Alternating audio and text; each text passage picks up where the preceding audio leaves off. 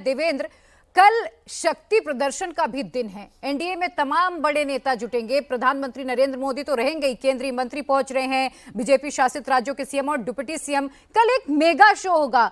क्या ये माना जाए कि इससे बंगाल, बिहार सब कुछ साध लिया जाएगा और वहां से एक मैसेज भी दिया जाएगा कल?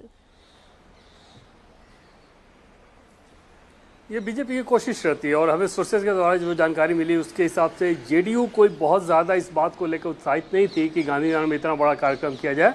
और जेडीयू के नेताओं की ये राय थी कि क्यों ना इसको राजभवन में ही सीमित पैमाने पे कर लिया जाए। लेकिन बीजेपी बिल्कुल भी उस बात के लिए तैयार नहीं थी कि नहीं, बिहार की जनता के सामने गांधी मैदान में एक भव्य शपथ ग्रहण समारोह होना चाहिए। और जाहिर तौर पे ऐसे शपथ ग्रहण समारोह जब आप करते हैं तो सिर्फ उस राज्य के लिए मैसेज नहीं बल्कि आगे के जो चुनावी संभावनाएं जिस रास्ते पे आपको लेके जानी होती है उसके लिए अपने कार्यकर्ताओं में उत्साह का एक माहौल देना होता है। साथ ही ये दिखाना होता है कि जनमानस किस प्रकार से हमारे साथ हैं। और क्योंकि बीजेपी के लिए अगला साल बहुत ज़्यादा चैलेंजिंग चुनाव वाला राज्य है, तो उस कंडीशन में बीजेपी की पूरी ये कोशिश है कि इस शपथ ग्रहण समारोह को भी भव्य दिखाए। ये दिखाए कि बीजेपी के कार्यकर्ता किस प्रकार से लग के काम करते हैं, एनडीए कार्यकर्ता किस प्रकार से लग के काम करते हैं, तो एनडीए के लिए सफलता हासिल होती है। और वही कोशिश रहेगी इस शपथ ग्रहण समारोह को भव्य दिखाकर और उस मैसेजिंग देने की, जिसमें खुद प्रधानमंत्री मोदी मौजूद रहेंगे। और बीजेपी के अधिकांश आप देखें शपथ ग्रहण समारोह तो वैसे ही भव्य होते हैं जिसमें दूसरे राज्यों के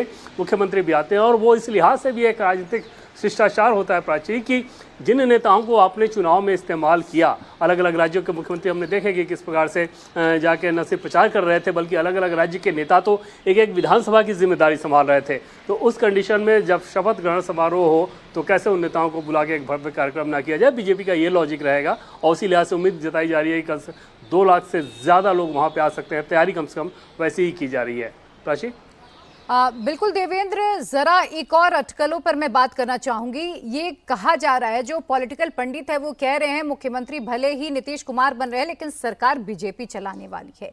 क्या आपको कुछ ऐसा होता हुआ पटना बिहार में नजर आ रहा है कि चेहरा भले ही मुख्यमंत्री का नीतीश हो लेकिन सरकार बैकएंड से कोई और चला रहा है?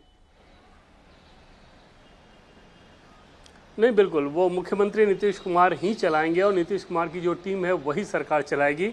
इसमें बाकी जितनी चीज़ें हैं वो सिर्फ कहने के लिए होंगी। हालांकि बिहार में एक चीज़ क्लैरिटी हमेशा से देखने को मिली है और प्राची पहले भी, और कि 2005 से 10 की बात कर ले उस दौर में भी, कि बीजेपी कोटे के जो मंत्रालय होते हैं अमूमन उसमें मुख्यमंत्री नीतीश कुमार दखल नहीं देते ज़्यादा। कोई सैद्धांतिक बात हो जिसमें मुख्यमंत्री का इन्वॉल्वमेंट हो वहाँ तक तो ठीक है, लेकिन डे टू डे में मुख्यमंत्री का प्रभाव बहुत ज़्यादा हो वो देखने को नहीं मिलता। वहाँ पे एक अलायंस के तहत एक अंडरस्टैंडिंग रहती है कि जिसके जिम्मे जो मंत्रालय है वो उस मंत्रालय के हिसाब से फैसला करे।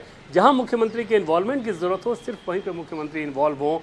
इस बार भी आप देखेंगे कि वैसा ही रहे है कि मुख्यमंत्री Nitish Kumar well in command रहेंगे और बीजेपी भी ऐसी कोई कोशिश नहीं करना चाहेगी जहां पर किसी प्रकार की रार टकरार या टकराहट की गुंजाइश दिखे। उसके पीछे प्राचीन राजनीतिक वजह है बीजेपी के सामने कि बीजेपी की अब पूरी कोशिश ये रहेगी कि नीतीश कुमार के साथ इतना स्मूथ राजनीतिक इक्वेशन रखे कि आगे भविष्य में जब भी, नीतीश कुमार की उम्र भी एक हो गई है काफ़ी ज़्यादा, तो भविष्य में जब भी कोई सत्ता हस्तांतरण की स्थिति आए तो न सिर्फ सत्ता हस्तांतरण हो बल्कि जो वोट बैंक है उस वोट बैंक का भी नेचुरल हस्तांतरण होना चाहिए। अन्यथा ऐसा ना हो कि फिर वो वोट बैंक छिटक के दूसरे खेमे में चले जाए। और उस लिहाज से ज़रूरत से ज़्यादा, जिसको पॉलिटिकल ल्यूब्रिकेशन कहते हैं, उसका इस्तेमाल करने को देखने को आपको मिलेगा। जो कि आपने पहले भी देखा कि ऐसा नहीं था कि टिकट बंटवारा में समस्याएं नहीं थी, लेकिन उन समस्याओं को बिल्कुल दरकिनार कर दिया गया। ऐसा नहीं है कि सरकार के फॉर्मेशन में कोई समस्या नहीं है, लेकिन उस समस्या को भी बिल्कुल दरकिनार किया जा रहा है।